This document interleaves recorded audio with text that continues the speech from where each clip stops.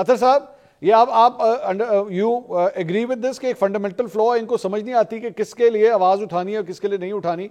मतलब ये जो मैंने ट्वीट पढ़ी है, ये किस किस्म की ट्वीट है ये? देखिए, इसमें बिल्कुल एक बेसिक सी चीज है। कोई भी शख्स आइन और कानून के खिलाफ बात करता है। अब अगर कोई आवाज उठाने में भी ऐसी बात कर रहा है जहां पे कानून की खिलाफ वर्जी हो रही है, तो कानून को अपना रास्ता बनाना चाहिए। दूसरी बात यह है कि हमें जो सिचुएशन है उसको हमें टोटलिटी में देखना पड़ेगा मंसूर साहब। मसला यह है कि हम ए पॉइंट से शुरू नहीं कर सकते। जो 2-3 सालों के अंदर होता रहा है, चीजें इस नहज पे क्यों पहुंच रही, उसके ऊपर भी ऐसे सियासतदान इन हमारे लीडरान को देखना पड़ेगा। आपने बिल्कुल दुरुस्त फरमाया कि सारी सियासी जमातों के बहुत सारे ऐसे ट्विटर अकाउंट्स हैं, कोई कहता है, कोई आपके खिलाफ दुश्मन तराजी करता है, आप जाके देख लें। यहां तक तो एक वाहिद ऐसी लीडरशिप भी है जो उन अकाउंट्स को बाकायदा फॉलो कर रही होती है, जो अकाउंट्स मुझे गालियां दे रहे होते हैं।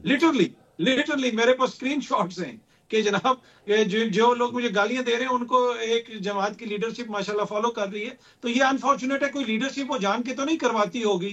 अब हर किसी का मुंह तो आप कंट्रोल नहीं कर सकते, लोग नहीं ये अतर भाई, ये जो आपने कहा ना, हर किसी का मुंह कंट्रोल नहीं कर सकते।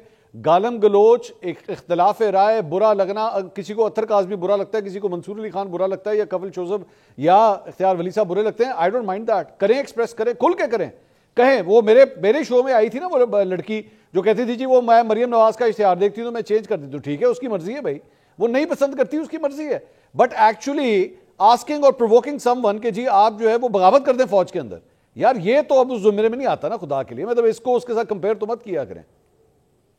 नहीं, बिल्कुल उस उम्र में नहीं आता। मैं कोई भी ये नहीं कह रहा, वो ये भी कह रहा हूं कि जो शख्स आइन और कानून के खिलाफ हरकत करता है। अब हमारा केस क्या है यहाँ पे, मेरा आपका हम सब का केस ये है कि जी ये एक बंदा है, इसने कानून की खिलाफ वर्जी की है। अब इसके खिलाफ क्या होगा, कानून के मुताबिक कार्रवाई होगी ना। अब कानून की खिलाफ वर्जी जो भी करता है उसके खिलाफ कानून के मुताबिक कार्रवाई की जाए। ये तो नहीं हो सकता कि हम ये फिर कह दें कि जी आप आइन मुअत्तल हो गया। Absolutely agreed. By the book चलना पड़ेगा।